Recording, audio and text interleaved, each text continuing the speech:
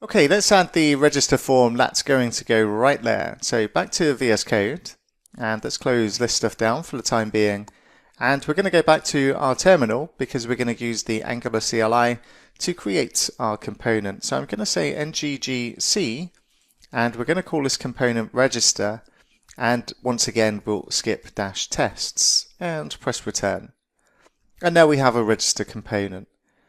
So let's start off in the component itself. So I'm just going to open up the register component.ts, and we'll just use the same trick for the time being that we did with our login form. We'll just create a class property called model. We'll give it the type of any, and we'll set it to an empty object initially.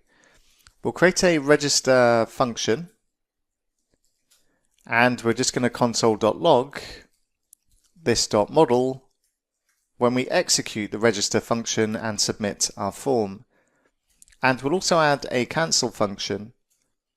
And once again, we don't have the ability to do anything with this yet, so I'm just going to console.log cancelled as the result of this being executed. Now we're also going to use the forms module for the time being. We're going to come back and take a more in-depth look at forms a bit later. So for the time being, we're just going to use the forms module again, just as we did in the login component.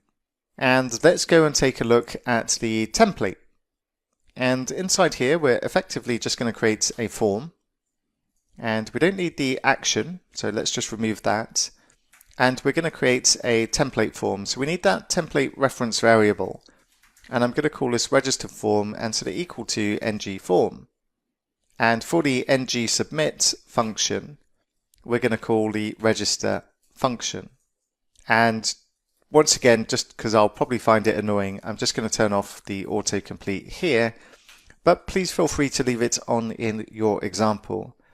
So I'm going to create an h2 tag and give it a class of text-center and text-primary as its color, and say sign up, and then just add a horizontal row with the HR tag, and then say div and give this a class of mb-3 for margin bottom of 3, and we're going to use form-floating, which gives us that nice modern shrinking when we start typing in an input box.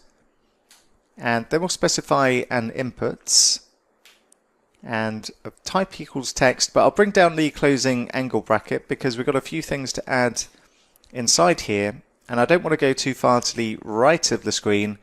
I want to keep going downwards rather than rightwards.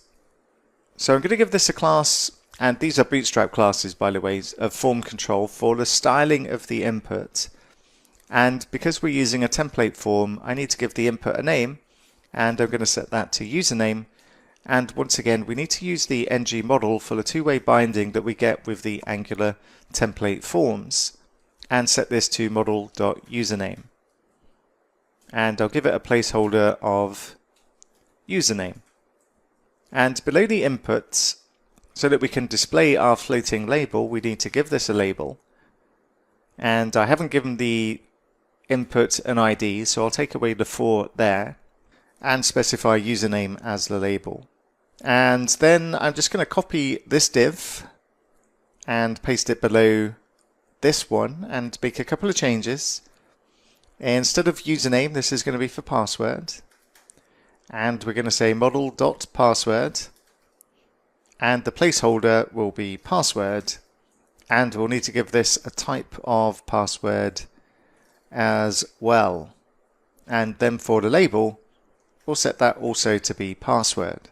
And then below this div, just before the closing form tag, we'll add another div, and we'll give this a class of form-group and text-center, and we'll add a button and say class and btn-success and me-2 for the margin right, and we need to give this type equal to submit, and we'll say register as the label for the button.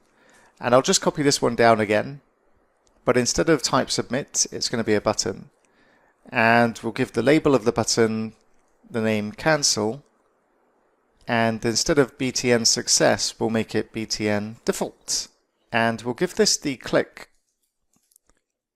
of cancel. We'll call it cancel function when we do click on the cancel button, even though the cancel button doesn't really do anything yet.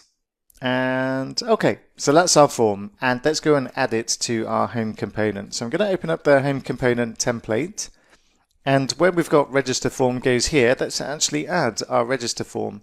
So I'm going to say app-register, which is the selector for our new component, and then use the quick fix to import the register component inside there. If we go and take a look at our progress, what we'll find is if we click on the register button, we see our register form. And we have these little floating labels inside here as well. And if I click on register, what we should see, because if we have hooked everything up correctly, then we should see the output in our console when we do submit as well. Perfect. But part of the goal of this was to demonstrate parent-to-child communication, and our register component is effectively a child of our home component. And we're going to take a look at how we can pass something down from our home component to our register component next.